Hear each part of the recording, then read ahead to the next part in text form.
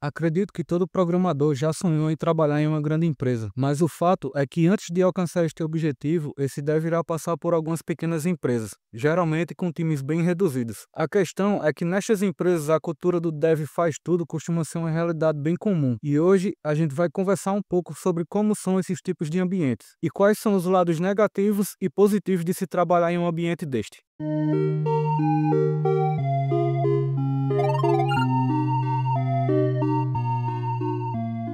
E aí pessoal, beleza? Eu me chamo Art, sejam muito bem-vindos ao canal. Hoje quero conversar com vocês sobre como é trabalhar em empresas pequenas, quais são as desvantagens e os desafios que você irá encontrar nesse tipo de ambiente. Sabe quando a gente olha para aquelas empresas grandes e vê aqueles profissionais super especializados em determinadas coisas e determinadas áreas, onde cada um está perfeitamente posicionado em seus próprios quadrados no tabuleiro? Pois é, nas empresas menores o rolê é bem diferente disso. O que acontece é que geralmente as empresas menores têm menos recursos, e devido a isto, os times também são bem reduzidos. E quando eu falo de time reduzido, estou falando, por exemplo, 3 pessoas ou um pouco mais do que isso. O que não necessariamente é ruim, mas o que acontece é que times menores sofrem bem mais quando as demandas da empresa estão altas. E o pessoal acaba tendo que saber se virar com os recursos que tem. O que significa que cada um acaba fazendo várias coisas ao mesmo tempo. Ou seja, você vira, o dev faz tudo para suprir as necessidades da empresa. Muitas vezes até pulando um pouco fora da sua área de atuação. Daí, em primeiro momento, você deve estar pensando, caramba, então vou ter que trabalhar por 3? Não necessariamente, porque pensa aqui comigo, você pode estar ali trabalhando em uma empresa específica, atuando somente na sua área como desenvolvedor, e mesmo assim eles te entupirem de demanda e te fazerem trabalhar por 3. Por outro lado, você pode estar em uma empresa dessas que você precisa de mais flexibilidade, mas que por ser uma empresa não tão grande, as demandas também não são tão altas assim. Elas se tornaram altas devido à falta de time.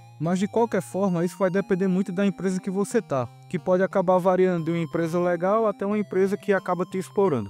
Mas vamos voltar aqui para o assunto da flexibilidade. Quando eu falo isso, é mais no sentido de quando precisarem de você em outro lugar específico do projeto, ou ali no dia a dia, tu conseguir se virar, ou ao menos conseguir não deixar a empresa totalmente na mão por aquele momento. Então, por exemplo, você é dev, está com suas demandas ali de desenvolvimento, mas o cliente pediu que fosse gerado um relatório sobre permissões de usuário. Então, se pedirem, você vai conseguir deixar um pouco o seu trabalho de dev de lado e fazer esse relatório aí via banco de dados para eles. Este é um exemplo bem simples e bem comum, na verdade, principalmente quando a empresa não tem uma pessoa específica que atua com um banco de dados. Mas eu acho que deu para pegar a ideia, né?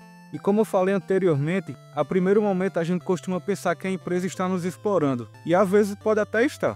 Cabe você a tentar identificar a índole da empresa que você está. Mas enfim, em casos onde não se trata de exploração, existe um lado positivo nisso tudo, que é a oportunidade de sair um pouco da monotonia e aprender outras coisas diferentes fora do nosso mundinho de códigos.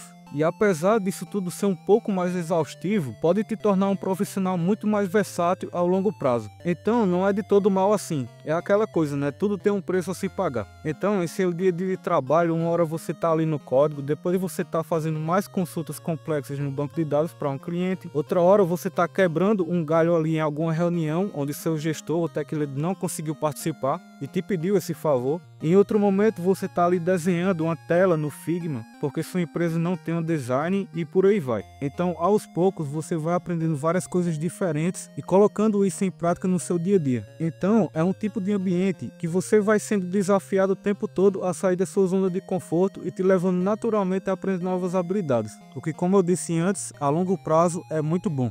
Aí entra aquela questão, muita gente se torna dev achando que vai ficar ali no seu mundinho de programador onde você já está acostumado a ficar. Neste tipo de empresa, acho bom tu não se iludir muito com isso. É inevitável que uma hora ou outra vão precisar de você em algum outro setor. Além disso, no começo da sua carreira você vai começar por empresas menores. É muito raro uma pessoa que começou a carreira agora já ir diretamente para uma empresa de grande porte. Então já é bom ir se acostumando com essa ideia. Mas como eu te falei, não precisa ter medo. Isso vai agregar um bocado nos seus conhecimentos e na sua versatilidade. E isso é algo que você vai querer obter no início da sua carreira.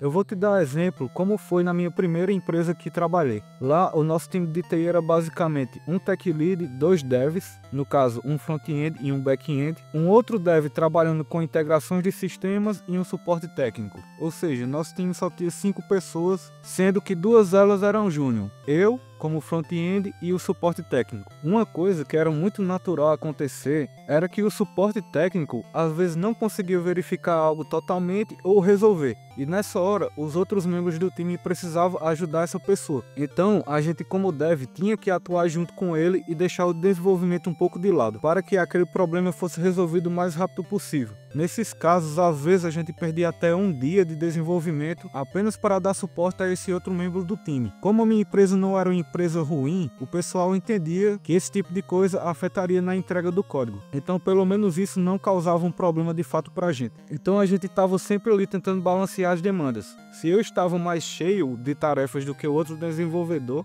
ou com uma tarefa mais pesada para entregar, com prazo mais curto, então ele que ia ajudar o nosso suporte, ou outra área que estivesse precisando da nossa referência técnica. E isso valia também para mim. Se ele estivesse com muita demanda, quem iria ajudar o pessoal seria eu. Aí entra um pouco aquela questão de trabalho em equipe. Você também tem que ter isso, porque é nessas horas que você vai precisar, e ter um bom time que se ajude faz toda a diferença.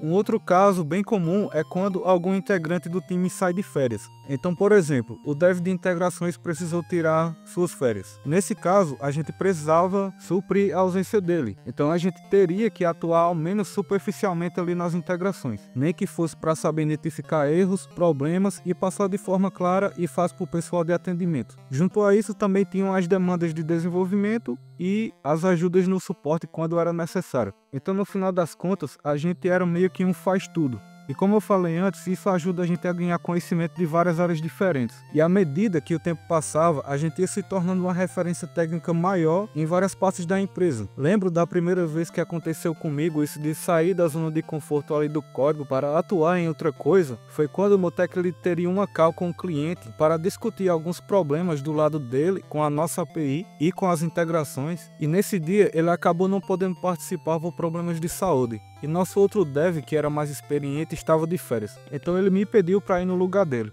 Nisso eu ainda era júnior, então fiquei nervoso pra caramba e com medo de falar alguma besteira. Lembro que minhas mãos até tremiam, mas no fim deu tudo certo. O importante foi que eu saí dali com conhecimento de como lidar melhor com os clientes. E como eu fiz várias outras reuniões depois dessa, acabei melhorando em muito essa habilidade. Isso tudo também te faz ser um profissional mais difícil de ser substituído, pois a empresa sabe que se uma hora te dispensar, não está perdendo somente um desenvolvedor, mas sim um profissional versátil que pode atuar em vários pontos em momentos ruins da empresa. E como eu falei, o lado ruim é que tu fica com cada vez mais responsabilidade e isso a longo prazo pode ser um problema. É que em alguns momentos sua demanda pode ficar muito puxada, mais do que o habitual. Principalmente quando alguém do time precisa sair de férias e a empresa decide não contratar ninguém para suprir aquele cargo. Como você já obtém um conhecimento e a empresa sabe disso, dependendo de como ela age, pode jogar tudo nas suas costas e fazer você aguentar a ausência dele até que ele volte. E daí é um terreno fértil para que comecem os velhos problemas da nossa área. Estresse, ansiedade e muita cobrança nos nossos ombros. Lógico que isso vai depender um pouco da empresa que você tá, mas querendo ou não vai existir, nem que seja em um grau menor. Até porque nesse caso você vai ter que ficar atuando em 2 cargos, cada um com suas demandas, sem receber aumento muitas vezes, o que é um problema e pode ser bem desanimador. Apesar disso, caso você suporte bem toda a responsabilidade, teu reconhecimento na empresa também aumenta. E se for uma boa empresa, certamente será recompensado mais pra frente, como aconteceu comigo. Mas repetindo aqui, existem empresas e empresas. Umas são melhores, outras piores.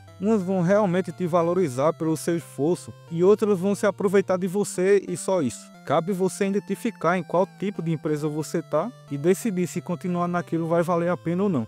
Então, de forma geral, é isso. Existem os lados bons e os lados ruins, como tudo na vida. Pode dar muito bom ou pode ser uma experiência muito negativa e desgastante. Cabe a você colocar na balança e ver se pode e quer encarar aquilo, ou se quer passar longe disso tudo e ir para um caminho de águas tranquilas. No meu caso, eu decidi viver um pouco em cada momento. Às vezes eu quero águas mais tranquilas, outras vezes eu quero me desafiar um pouco, porque também ficar muito parado às vezes enjoa. Mas lógico, isso depende muito de pessoa para pessoa. Então ao longo da sua carreira você vai se conhecer e identificar qual ambiente você prefere, beleza? Então esta é a minha visão sobre esses tipos de ambientes e espero ter ajudado você de alguma forma. Assim, você que ainda não conseguiu entrar no mercado, já consegue ter uma certa noção de como funciona esse tipo de ambiente. E se você já teve experiência na área e neste tipo de ambiente, deixa aí nos comentários para ajudar o pessoal. Acredito que é muito importante para quem está começando ter o máximo de relatos possíveis para se basear e ter uma noção de como funcionam as coisas. E não se esquece, se curtiu o vídeo, deixa o like e se inscreve no canal para dar aquela força e acompanhar os novos conteúdos, beleza? Então por hoje eu vou apertando pause aqui no nosso bate-papo. Nos vemos em breve, falou!